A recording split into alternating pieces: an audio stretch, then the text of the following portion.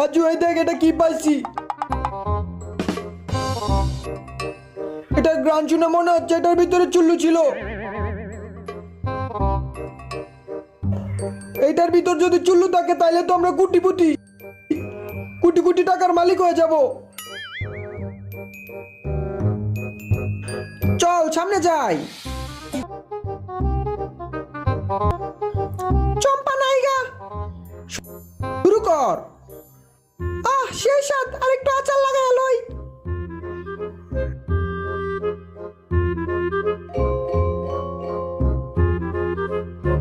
আমি একটু আচার লাগাই। সেই সাথ চ্যানেলটি সাবস্ক্রাইব করে ভিডিওতে একটা লাইক করে দাও আর কমেন্টে তোমার বয়স কত বলে যাও।